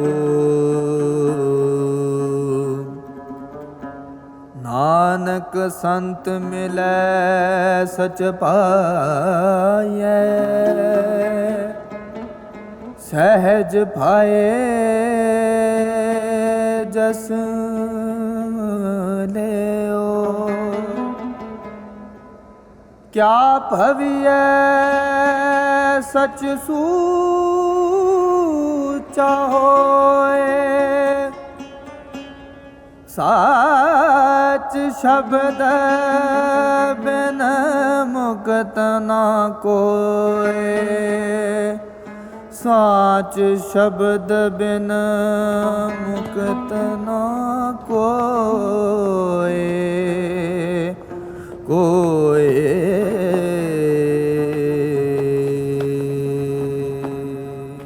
ਗੁਰੂ ਨਾਨਕ ਨੇ ਆਖਿਆ ਕਿ ਉਹਨਾਂ ਲੋਕਾਂ ਦੀ ਸੰਗਤ ਵਿੱਚ ਮੋਕਸ਼ ਮਿਲਦਾ ਹੈ ਜਿਨ੍ਹਾਂ ਨੇ ਆਪਣੀਆਂ ਲਾਲਸਾਵਾਂ ਨੂੰ ਤ੍ਰਿਪਤ ਕਰ ਲਿਆ ਹੈ ਅਤੇ ਆਪਣੇ ਕੁਦਰਤੀ ਗਿਆਨ ਨਾਲ ਰੂਹਾਨੀ ਫਿਤਰਤ ਬਣਾ ਲਈ ਹੈ।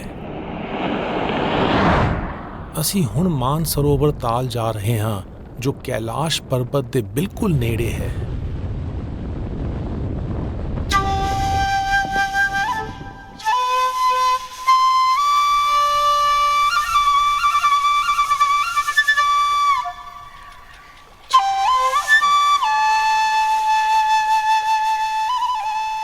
Manasarovar Lake at the height Mann of ਸਰੋਵਰ ਤਾਲ ਸਮੁੰਦਰ ਤੋਂ 15,000 ਫੁੱਟ ਦੀ ਉਚਾਈ ਉੱਤੇ ਦੁਨੀਆ ਦਾ ਸਭ ਤੋਂ ਉੱਚਾ ਨਿਰਮਲ ਪਾਣੀ ਦਾ ਤਾਲ ਹੈ। ਮਾਨ ਸਰੋਵਰ ਦੋ ਸ਼ਬਦਾਂ ਦਾ ਜਮਾ ਜੋੜ ਹੈ, ਮਾਨਸ ਅਤੇ ਸਰੋਵਰ। ਮਾਨਸ ਦਾ ਮਤਲਬ ਮਨ ਅਤੇ ਸਰੋਵਰ ਦਾ ਮਾਇਨਾ ਤਾਲ ਹੈ। ਤਾਲ ਦਾ ਨਿਰਮਲ ਅਤੇ ਠੰਡਾ ਪਾਣੀ ਅਮਨ, ਚੈਨ ਅਤੇ ਖੁਦਾਈ ਦਾ ਅਹਿਸਾਸ ਜਗਾਉਂਦਾ ਹੈ। tranquility and divinity. It is for this reason ਇਸੇ ਕਾਰਨ ਗ੍ਰੰਥਾਂ ਵਿੱਚ ਮਾਨ ਸਰੋਵਰ ਤਾਲ ਨੂੰ ਇਨਸਾਨ ਦੀ ਸਦਗੁਣਾਂ ਦੀ ਤਾਂਘ ਨਾਲ ਜੋੜਿਆ ਗਿਆ ਹੈ। for the positive attributes.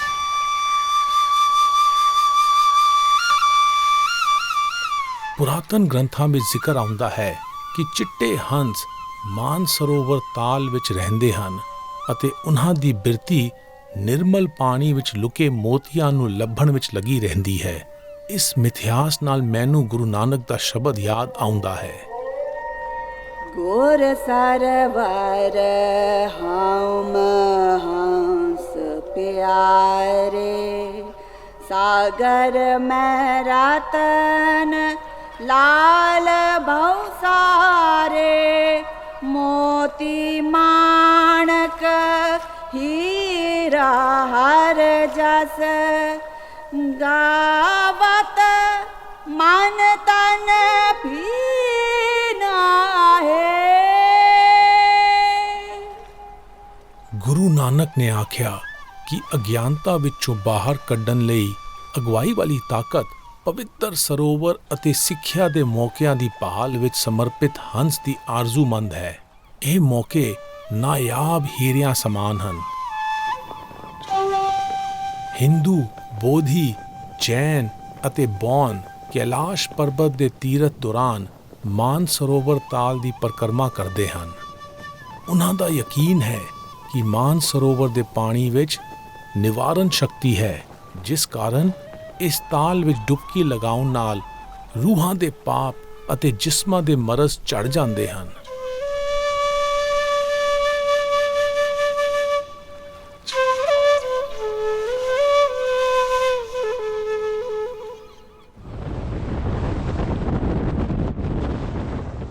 ਅਸੀਂ ਕੈਲਾਸ਼ ਪਰਬਤ ਅਤੇ ਮਾਨ ਸਰੋਵਰ ਤਾਲ ਦੇ ਲਾਗੇ ਰਾਖਸ਼ਸ ਤਾਲ ਜਾ ਰਹੇ ਹਾਂ।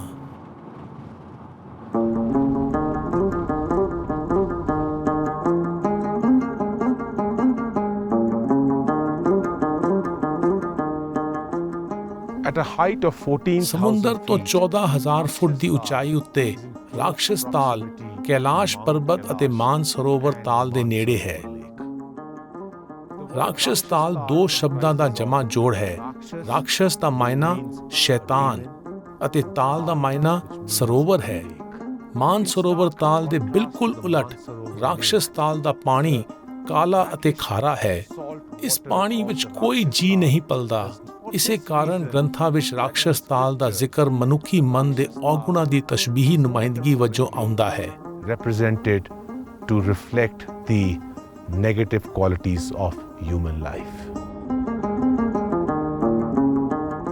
ਇਹ ਮੰਨਿਆ ਜਾਂਦਾ ਹੈ ਕਿ ਇਸ ਤਾਲ ਨੂੰ ਦੇਖਣ ਭਰ ਨਾਲ ਬਦਕਿਸਮਤੀ ਅਤੇ ਦੁੱਖ ਆ ਪੈਂਦੇ ਹਨ। ਕੈਲਾਸ਼ ਪਰਬਤ ਅਤੇ ਮਾਨ ਸਰੋਵਰ ਤਾਲ ਦੀ ਜ਼ਿਆਰਤ ਲਈ ਆਉਣ ਵਾਲੇ ਜ਼ਿਆਰਤੀ ਰਾਖਸ਼ ਤਾਲ ਨੂੰ ਅਸ਼ੁਭ ਮੰਨਦੇ ਹਨ। गाविए सुनिए मन राखिए पाओ दुख पर हर सुख कर ले जाए। ਮਿਥਾਂ ਵਿੱਚ ਕੁਝ ਮਾਦੀ ਤੱਤ ਹੀ ਰਾਖਸ਼ੀ ਤਾਕਤ ਵਜੋਂ ਦਰਜ ਹੁੰਦੇ ਹਨ ਜੋ ਦੁੱਖ ਦਿੰਦੇ ਹਨ। ਗੁਰੂ ਨਾਨਕ ਨੇ ਆਖਿਆ ਕਿ ਮਨੁੱਖ ਦੇ ਅੰਦਰ ਵਸੇ ਵਿਕਾਰ ਹੀ ਰਾਖਸ਼ ਹਨ। ਉਹਨਾਂ ਤੋਂ ਛੁਟਕਾਰਾ ਪਾਉਣ ਲਈ ਹਾਂ ਪੱਖੀ ਇਰਾਦਿਆਂ ਦੀ ਸਾਂਝ ਪਾਉਣਾ, ਇਹਨਾਂ ਦਾ ਆਸਰਾ ਲੈਣਾ ਅਤੇ ਇਹਨਾਂ ਨਾਲ ਇਕਮਿਕ ਹੋਣਾ ਜ਼ਰੂਰੀ ਹੈ, ਜਿਸ ਨਾਲ ਚੈਨ ਅਤੇ ਖੁਸ਼ੀ ਮਿਲਦੀ ਹੈ। ਗੁਰੂ ਨਾਨਕ ਅਤੇ ਭਾਈ ਮਰਦਾਨਾ ਨੇ ਕੈਲਾਸ਼ ਪਰਬਤ ਤੋਂ ਉੱਤਰ ਵਾਲੇ ਪਾਸੇ ਨੂੰ ਪੈਂਗੋਂਗ ਤਾਲ ਦਾ ਸਫ਼ਰ ਕੀਤਾ ਅਤੇ ਲੱਦਾਖ ਵਿੱਚੋਂ ਹੋ ਕੇ ਲੇਹ ਪਹੁੰਚ ਗਏ। ਅਸੀਂ ਤਿੱਬਤ ਵਿੱਚ ਗੁਰੂ ਨਾਨਕ ਦੇ ਪਦ ਚਿੰਨ੍ਹਾਂ ਉੱਤੇ ਹੁਣ ਪੈਂਗੋਂਗ ਤਾਲ ਜਾ ਰਹੇ ਹਾਂ, ਜੋ ਇੰਡੋ ਤਿੱਬਤੀਅਨ ਸਰਹੱਦ ਉੱਤੇ ਹੈ।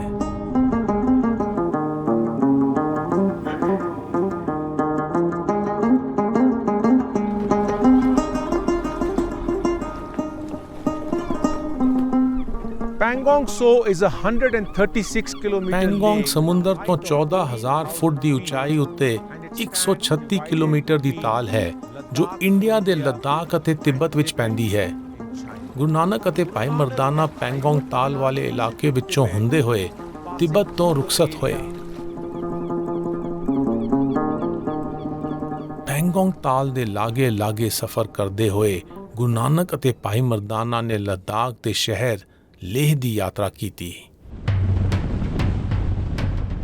ਮੌਜੂਦਾ ਦੌਰ ਵਿੱਚ ਸਿਆਸੀ ਕਾਰਨਾਂ ਕਰਕੇ ਇੰਡੋ ਤਿੱਬਤੀਅਨ ਸਰਹੱਦ ਨੂੰ ਪਾਰ ਕਰਨਾ ਮੁਮਕਿਨ ਨਹੀਂ ਹੈ। ਇਸ ਲਈ ਅਸੀਂ ਚੀਨ ਵਿੱਚੋਂ ਹੋ ਕੇ ਹਵਾਈ ਜਹਾਜ਼ ਰਾਹੀਂ ਇੰਡੀਆ ਜਾ ਰਹੇ ਹਾਂ ਅਤੇ ਲੇਹ ਤੋਂ ਗੁਰੂ ਨਾਨਕ ਦੇ ਪਦ ਚਿੰਨ੍ਹਾਂ ਉੱਤੇ ਆਪਣਾ ਸਫ਼ਰ ਅੱਗੇ ਤੋਰਾਂਗੇ।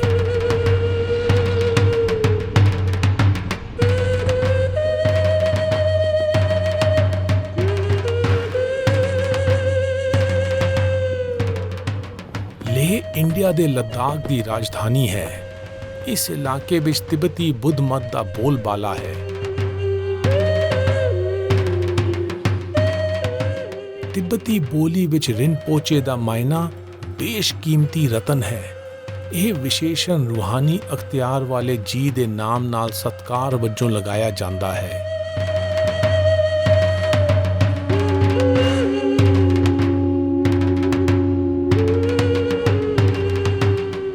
ਲੱਦਾਖ ਵਿੱਚ ਗੁਰੂ ਨਾਨਕ ਨੂੰ ਰਿਨਪੋਚੇ ਨਾਨਕ ਕਿਹਾ ਜਾਂਦਾ ਹੈ।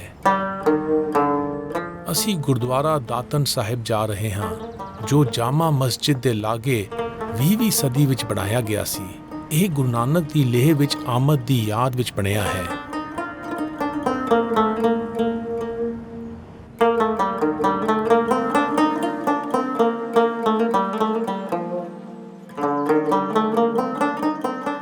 ਇਸ ਅਸਥਾਨ ਨਾਲ ਜੁੜੇ ਬਿਰਤਾਨ ਦਾ ਜ਼ਿਕਰ ਕਿਸੇ ਪੁਰਾਣੀ ਜਨਮ ਸਾਖੀ ਵਿੱਚ ਨਹੀਂ ਮਿਲਦਾ। ਇਸ ਗੁਰਦੁਆਰੇ ਦੀ ਪੱਟੀ ਉੱਤੇ ਲਿਖਿਆ ਹੈ ਕਿ ਗੁਰੂ ਨਾਨਕ ਨੇ ਇਸ ਅਸਥਾਨ ਉੱਤੇ ਦਾਤਣ ਦੀ ਕਲਮ ਲਗਾਈ ਸੀ।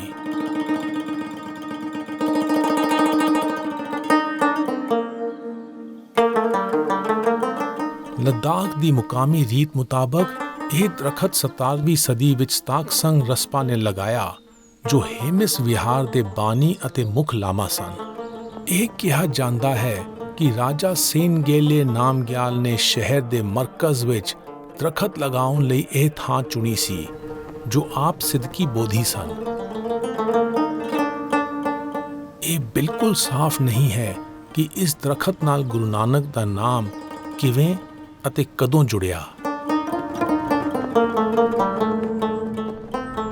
ਅਸੀਂ ਹੁਣ ਗੁਰਦੁਆਰਾ ਪੱਥਰ ਸਾਹਿਬ ਜਾ ਰਹੇ ਹਾਂ, ਜੋ ਲੇਹ ਤੋਂ 20 ਕਿਲੋਮੀਟਰ ਦੂਰ ਲੇਹ ਨੀਮੂ ਸੜਕ ਉੱਤੇ ਹੈ।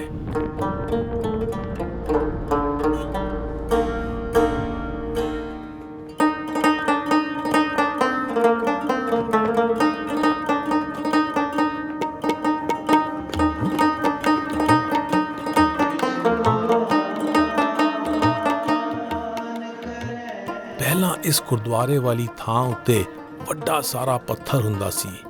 ਉਸ ਉੱਤੇ ਮੁਕਾਮੀ ਬੋਧੀ ਆਪਣੀਆਂ ਦਸਤੂਰੀ ਬੋਧੀ ਝੰਡੀਆਂ ਲਗਾ ਕੇ ਆਰਾਧਨਾ ਕਰਦੇ ਸਨ।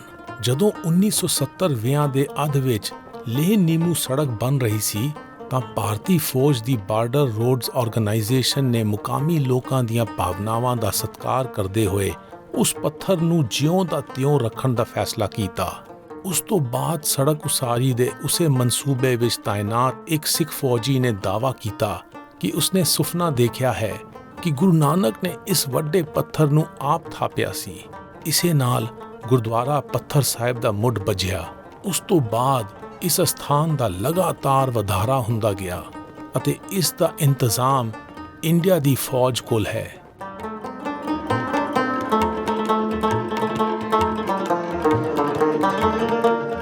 ਇਸ ਨਾਲ ਜੋੜੇ ਗਏ ਬਿਰਤਾਂਤ ਦਾ ਜਨਮ ਸਾਖੀਆਂ ਵਿੱਚ ਕੋਈ ਹਵਾਲਾ ਨਹੀਂ ਮਿਲਦਾ ਕਿ ਨਾਲ ਵਾਲੇ ਪਹਾੜ ਉੱਤੇ ਕੋਈ ਰਾਖਸ਼ ਰਹਿੰਦਾ ਸੀ ਜਿਸ ਨੇ ਵੱਡਾ ਪੱਥਰ ਗੁਰੂ ਨਾਨਕ ਅਤੇ ਭਾਈ ਮਰਦਾਨੇ ਦੇ ਵੱਲ ਮਾਰਿਆ ਸੀ।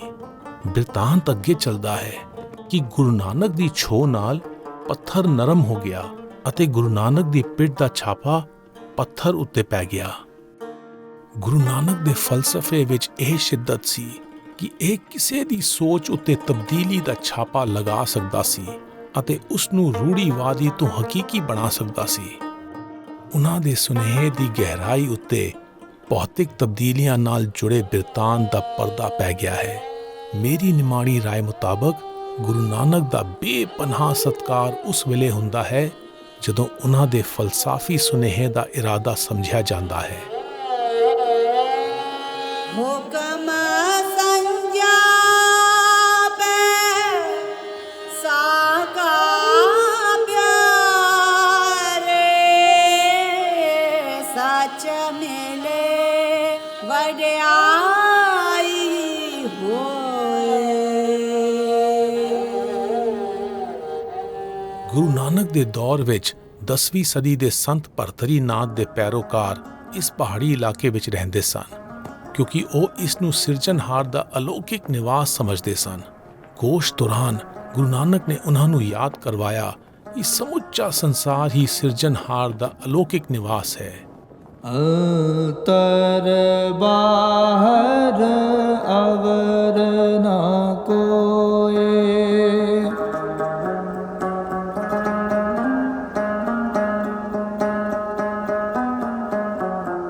ਜੋ ਤਿਸ ਭਾਵੈ ਸੋ ਫੁਨ ਹੋਏ।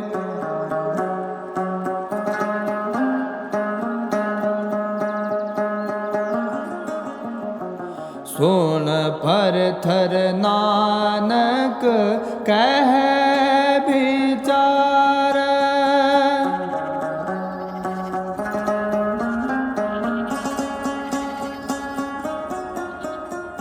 ਨਿਰਮਲ ਨਾਮ ਮੇਰਾ ਆਧਾਰ।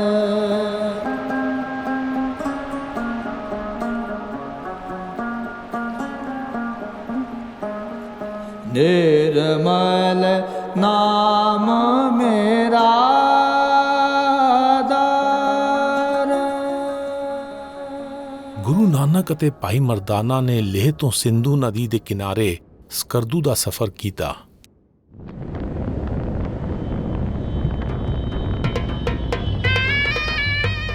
ਮੌਜੂਦਾ ਦੌਰ ਵਿੱਚ ਸਿਆਸੀ ਕਾਰਨਾਂ ਕਰਕੇ ਇੰਡੀਆ ਪਾਕਿਸਤਾਨ ਦੀ ਸਰਹੱਦ ਨੂੰ ਇਸ ਇਲਾਕੇ ਵਿੱਚੋਂ ਪਾਰ ਨਹੀਂ ਕੀਤਾ ਜਾ ਸਕਦਾ।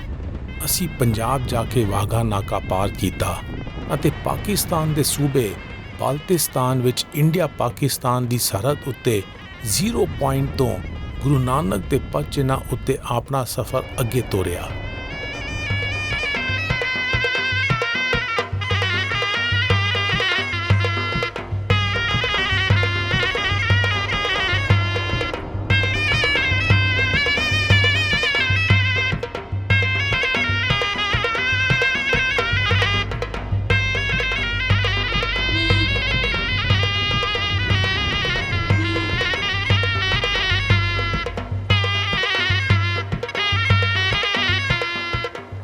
in the easternmost region of Baltistan in Pakistan. ਅਸੀਂ ਪਾਕਿਸਤਾਨ ਦੇ ਸੂਬੇ ਬਲਤਿਸਤਾਨ ਦੇ ਧੁਰ ਪੂਰਬੀ ਇਲਾਕੇ ਵਿੱਚ ਖੜੇ ਹਾਂ, ਜਿਸ ਨੂੰ ਜ਼ੀਰੋ ਪੁਆਇੰਟ ਕਿਹਾ ਜਾਂਦਾ ਹੈ। ਇੱਥੇ ਸਿੰਧੂ ਨਦੀ ਵਗਦੀ ਹੈ India and the mountain ranges behind ਅਤੇ us. ਸਾਡੇ ਪਿੱਛੇ ਵਾਲੀ ਪਹਾੜੀਆਂ ਇੰਡੀਆ ਵਿੱਚ ਨੁਬਰਾ ਵਾਦੀ ਨਾਲ ਜੁੜ ਜਾਂਦੀਆਂ ਹਨ। Baltistan ਬਲਤਿਸਤਾਨ ਵਿੱਚ ਕਦੇ ਕਾਰਗਿਲ ਅਤੇ ਸਕਰਦੂ ਦਾ ਇਲਾਕਾ ਆਉਂਦਾ ਸੀ। ਹੁਣ ਇਹ ਦੋ ਖੁਦ ਮੁਖਤਿਆਰ ਮੁਲਕਾਂ ਇੰਡੀਆ ਅਤੇ ਪਾਕਿਸਤਾਨ ਵਿੱਚ ਵੰਡਿਆ ਗਿਆ ਹੈ। ਬਲਤਿਸਤਾਨ ਵਿੱਚ ਵਨ ਸਮੰਨੀਆਂ ਰੁੱਤਾਂ ਹਨ, ਕੁਦਰਤੀ ਨਜ਼ਾਰੇ ਹਨ ਅਤੇ ਪੁਰਾਤਨ ਸੱਭਿਆਚਾਰ ਹਨ।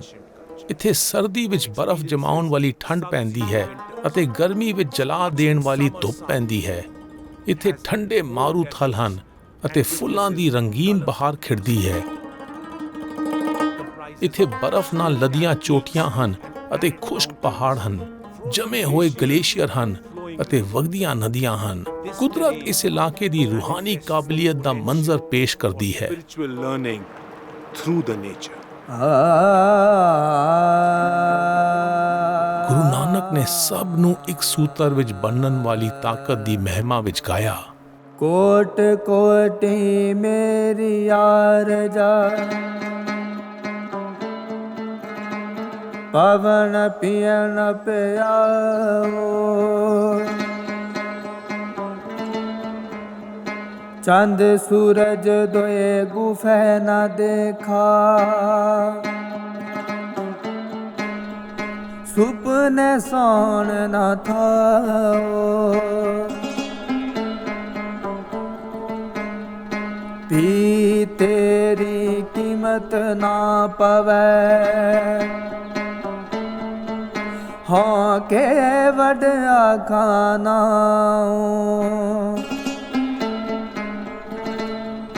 ਹਾਂ ਕੇ ਵਡਿਆ ਖਾਨਾ।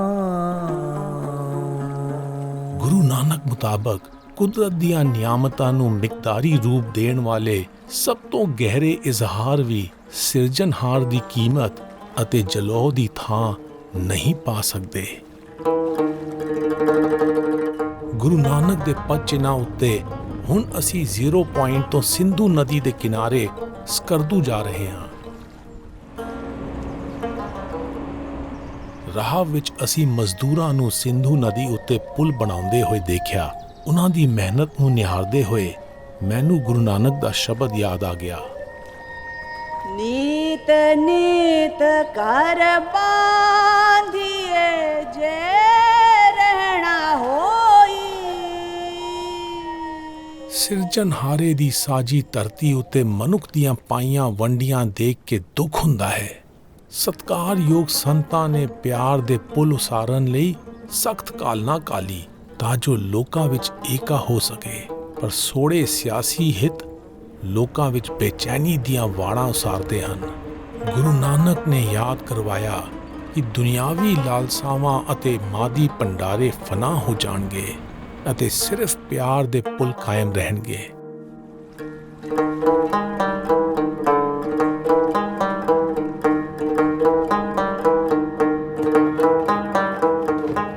ਸਕਰਦੂ ਸਮੁੰਦਰ ਤੋਂ 7310 ਫੁੱਟ ਦੀ ਉਚਾਈ ਉੱਤੇ ਸਿੰਧੂ ਨਦੀ ਦੇ ਕਿਨਾਰੇ ਵਸਿਆ ਹੈ ਅਤੇ ਬਲਤਿਸਤਾਨ ਦੀ ਰਾਜਧਾਨੀ ਹੈ।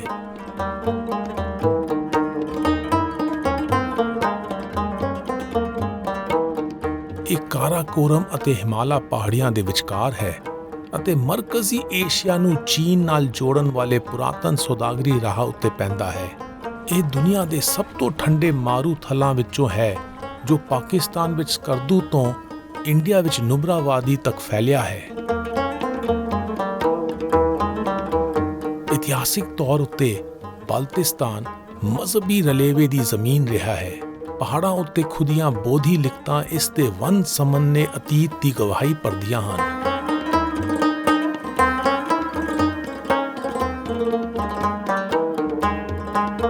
ਇਸ ਵੇਲੇ ਇਸ ਇਲਾਕੇ ਵਿੱਚ ਇਸਲਾਮ ਦਾ ਬੋਲਬਾਲਾ ਹੈ।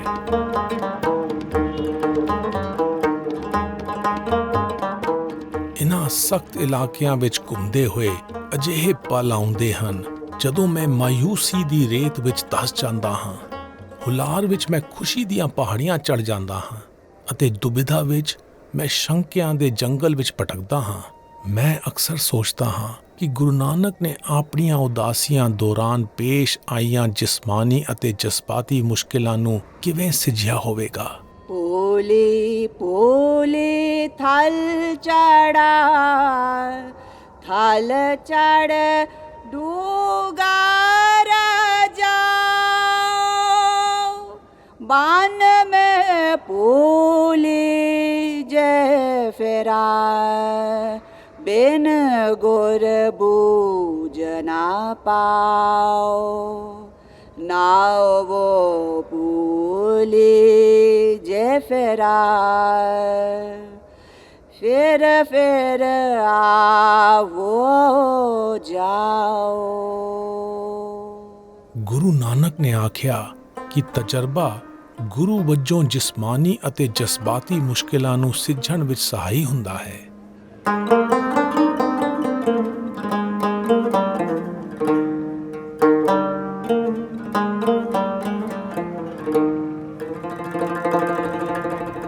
In the heart of Skardu town, ਅਸੀਂ ਸਕਰਦੂ ਸ਼ਹਿਰ ਵਿੱਚ ਸਿੰਧੂ ਨਦੀ ਦੇ ਲਾਗੇ ਸਕਰਦੂ ਗੁਰਦੁਆਰੇ ਦੇ ਖੰਡਰਾਂ ਦੇ ਸਾਹਮਣੇ ਖੜੇ ਹਾਂ। ਜਦੋਂ 1841 ਈਸਵੀ ਵਿੱਚ ਬਲਤਿਸਤਾਨ ਲਾਹੌਰ ਦਰਬਾਰ ਦਾ ਹਿੱਸਾ ਬਣਿਆ ਤਾਂ ਸਿੱਖਾਂ ਦਾ ਇੱਥੇ ਆਉਣਾ ਸ਼ੁਰੂ ਹੋਇਆ। in 1841. The community thereafter ਉਸ ਤੋਂ ਬਾਅਦ ਸਿੱਖ ਬਰਾਦਰੀ ਨੇ ਗੁਰੂ ਨਾਨਕ ਦੇ ਇੱਥੇ ਆਉਣ ਦੀ ਯਾਦ ਵਿੱਚ ਗੁਰਦੁਆਰਾ ਬਣਾਇਆ। ਸਨ 1947 ਵਿੱਚ ਸਕਰਦੂ ਤੋਂ ਨਾਨਕ ਨਾਮ ਲੇਵਾ ਸੰਗਤ ਦੀ ਹਿਜਰਤ ਤੋਂ ਬਾਅਦ ਇਹ ਗੁਰਦੁਆਰਾ ਖੰਡਰ ਹੋ ਗਿਆ ਕਿਉਂਕਿ ਇੱਥੇ ਦੇ ਸਖਤ ਮੌਸਮਾਂ ਦੀ ਝਾਲ ਇਸ ਤੋਂ ਝੱਲੀ ਨਹੀਂ ਗਈ। रोत आई ले सरस बसंत माहे रंग राते रवै से तेरे चाए किस पूज चढ़ावो लगो पाए। ਬਸੰਤ ਦੀ ਮਿਸਾਲ ਦਿੰਦੇ ਹੋਏ ਗੁਰੂ ਨਾਨਕ ਨੇ ਸਲਾਹ ਦਿੱਤੀ ਹੈ ਕਿ ਜੁਦਾਈ ਦੀ ਠੰਡ ਵਿੱਚੋਂ ਬਾਹਰ ਆਓ ਅਤੇ ਹਮਸਾਜ ਭਵਿੱਖ ਦੀ ਆਸ ਜਗਾਓ।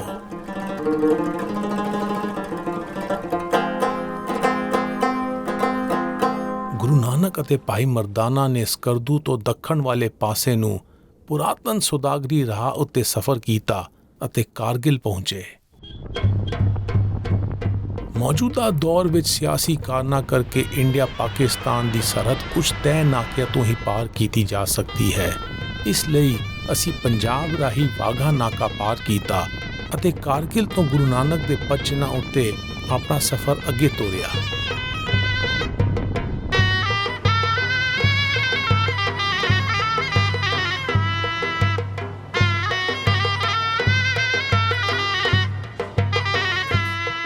ਕਾਰਗਿਲ ਇੰਡੀਆ ਪਾਕਿਸਤਾਨ ਵਿਚਕਾਰ ਲਾਈਨ ਆਫ ਕੰਟਰੋਲ ਦੇ ਲਾਗੇ ਸੁਰੂ ਨਦੀ ਦੇ ਕੰਢੇ ਵਸਿਆ ਹੈ। ਗੁਰੂ ਨਾਨਕ ਦੇ ਦੌਰ ਵਿੱਚ ਇਹ ਸਕਰਦੂ ਦੇ ਬਾਲਤੀ ਖਾਨਦਾਨ ਦੀ ਰਿਆਸਤ ਦਾ ਹਿੱਸਾ ਸੀ।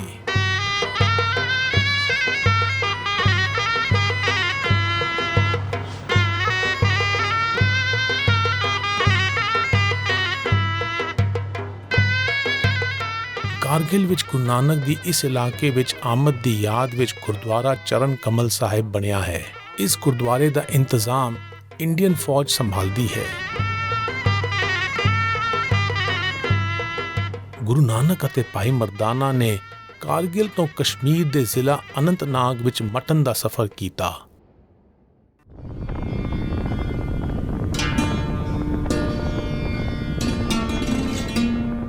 ਗੁਰੂ ਨਾਨਕ ਦੇ ਪਦਚਿੰਨ੍ਹਾਂ ਉੱਤੇ ਹੁਣ ਅਸੀਂ ਕਾਰਗਿਲ ਤੋਂ ਮਟਨ ਜਾ ਰਹੇ ਹਾਂ। ਅਸੀਂ 8ਵੀਂ ਸਦੀ ਦੇ ਖੰਡਰ ਹੋ ਚੁੱਕੇ ਮਾਰਤੰਡ ਮੰਦਿਰ ਜਾ ਰਹੇ ਹਾਂ ਜੋ ਸੂਰਯ ਦੇਵਤਾ ਨੂੰ ਮਨਸੂਬ ਹੈ।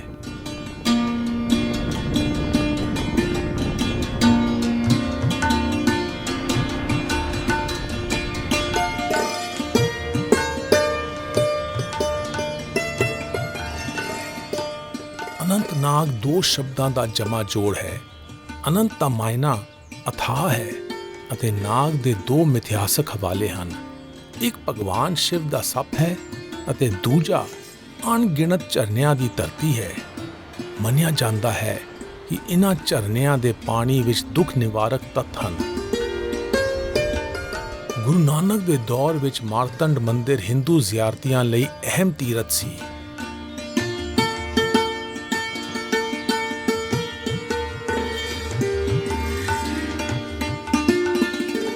ਮਾਰਤੰਡ ਮੰਦਿਰ ਤੋਂ ਕੁਝ ਫਾਸਲੇ ਉੱਤੇ ਅਸੀਂ ਮਟਨ ਪਿੰਡ ਜਾ ਰਹੇ ਹਾਂ।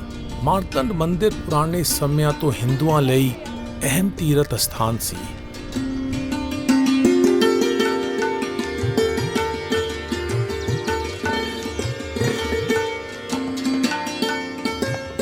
ਮਾਰਤੰਡ ਮੰਦਿਰ ਦੇ ਕਸ਼ਮੀਰੀ ਪੁਜਾਰੀ ਜ਼ਿਆਰਤੀਆਂ ਨਾਲ ਗੱਲਬਾਤ ਕਰਕੇ ਉਹਨਾਂ ਦੀ ਜੱਦੀ ਪੁਸ਼ਤੀ ਤਫਸੀਲ ਇਕੱਠੀ ਕਰਦੇ ਸਨ। ਸਿਆਸੀ ਬੇਚੈਨੀ ਨੇ 1990 ਦੇ ਦਹਾਕੇ ਦੌਰਾਨ ਕਸ਼ਮੀਰ ਵਿੱਚ ਨਸਲੀ ਵੰਡੀ ਪਾ ਦਿੱਤੀ, ਜਿਸ ਦੇ ਕਾਰਨ ਮੁਕਾਮੀ ਹਿੰਦੂ ਆਬਾਦੀ ਨੂੰ ਇਸ ਇਲਾਕੇ ਤੋਂ ਵੱਡੇ ਪੱਧਰ ਉੱਤੇ ਹਿਜਰਤ ਕਰਨੀ ਪਈ। ਉਹਨਾਂ ਦੇ ਬਿਖਰ ਜਾਣ ਕਾਰਨ ਮਟਨ ਵਿੱਚ ਪਰਿਵਾਰਾਂ ਦੇ ਕੁਰਸੀਨਾਮੇ ਤਿਆਰ ਕਰਨ ਦਾ ਦਸਤੂਰ ਖਤਮ ਹੋ ਗਿਆ ਹੈ। ਕਦੇ ਮਟਨ ਆਪਣੀ ਅਮੀਰ ਤਹਿਜ਼ੀਬ ਅਤੇ ਮਜ਼ਹਬੀ ਇਤਫਾਕ ਲਈ ਮਸ਼ਹੂਰ ਸੀ। ਇੱਥੇ ਹਿੰਦੂਆਂ, ਮੁਸਲਮਾਨਾਂ ਅਤੇ ਸਿੱਖਾਂ ਦਾ ਭਾਈਚਾਰਾ ਸੀ।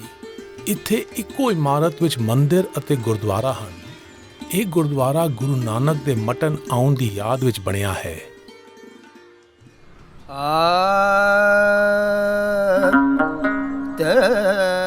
ਗੁਰੂ ਨਾਨਕ ਦਾ ਇੱਥੇ ਹਿੰਦੂ ਪੁਜਾਰੀ ਬ੍ਰਹਮਦਾਸ ਨਾਲ ਗੋਸ਼ਟ ਹੋਇਆ ਸੀ, ਜਿਨ੍ਹਾਂ ਕੋਲ ਗ੍ਰੰਥਾਂ ਦਾ ਭੰਡਾਰ ਸੀ। ਉਹ ਗੱਲਬਾਤ ਸ਼ੁਰੂ ਕਰਕੇ ਆਪਣੇ ਅਦਬੀ ਗਿਆਨ ਦੇ ਦਿਖਾਵੇ ਲਈ ਮਸ਼ਹੂਰ ਸੀ। ਵਿਲਾਇਤ ਵਾਲੀ ਜਨਮ ਸਾਖੀ ਮੁਤਾਬਕ ਗੁਰੂ ਨਾਨਕ ਨੇ ਬ੍ਰਹਮਦਾਸ ਨਾਲ ਗੱਲਬਾਤ ਕਰਦੇ ਹੋਏ ਗਾਇਨ ਕੀਤਾ। ਆਪਿਨੇ ਆਪ ਸਾਜ ਆਪ ਪਛਾਣਿਆ, ਅੰਬਰ ਧਰਤ ਵਿਛੋੜ ਚੰਦੋਆ ਤਾਣਿਆ, ਵਿਣ ਥਮਾ ਗਗਨ ਰਹਾਏ, ਸ਼ਬਦ ਨਿਸਾਣਿਆ, ਸੂਰਜ ਚੰਦ ਉਪਾਏ, ਜੋਤ ਸਮਾਣਿਆ।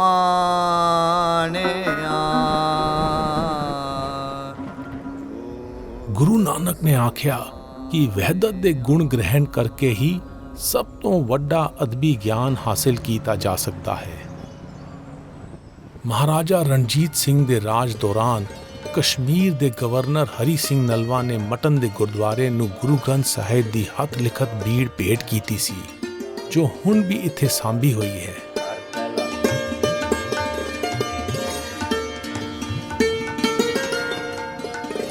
ਗੁਰੂ ਨਾਨਕ ਅਤੇ ਭਾਈ ਮਰਦਾਨਾ ਨੇ ਮਟਨ ਤੋਂ ਸ਼੍ਰੀਨਗਰ ਦਾ ਸਫ਼ਰ ਕੀਤਾ।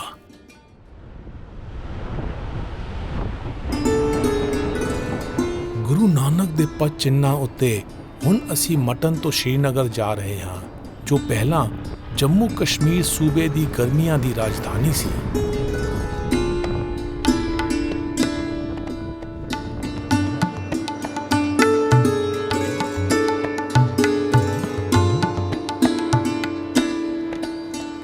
ਜੇਹਲਮ ਨਦੀ ਦੇ ਕੰਢੇ ਵਸੇ ਸ਼੍ਰੀਨਗਰ ਵਿੱਚ ਨਿਰਮਲ ਪਾਣੀ ਦੀਆਂ ਝੀਲਾਂ ਹਨ, ਜਿਨ੍ਹਾਂ ਵਿੱਚੋਂ ਡਲ ਝੀਲ ਸਭ ਤੋਂ ਮਸ਼ਹੂਰ ਹੈ।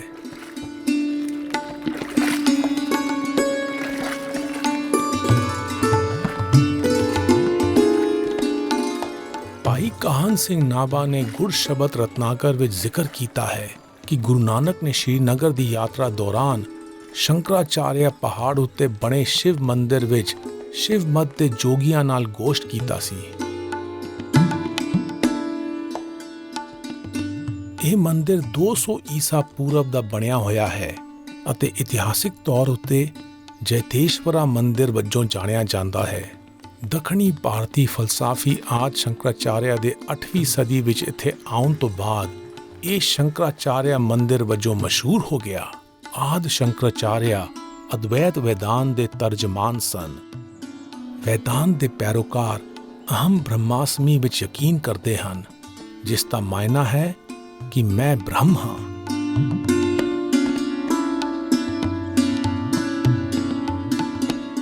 ਗੁਰੂ ਨਾਨਕ ਵੀ ਅਦਵੈਤ ਦੇ ਤਰਜਮਾਨ ਸਨ, ਪਰ ਉਹਨਾਂ ਨੇ ਵਹਿਦਤ ਦਾ ਸੁਨੇਹਾ ਦੇਣ ਲਈ ਬੇਇੰਤਹਾ ਹਲੀਮੀ ਨਾਲ ਸੋਹਮ ਸ਼ਬਦ ਦਾ ਇਸਤੇਮਾਲ ਕੀਤਾ, ਜਿਸ ਦਾ ਮਾਇਨਾ ਹੈ ਕਿ ਬ੍ਰਹਮ ਦਾ ਮੇਰੇ ਅੰਦਰ ਵਾਸ ਹੈ। सोहं आप पछाणिए सबद पेद पति आए, गुरमुख आप पछाणिए अवर के करे कराए।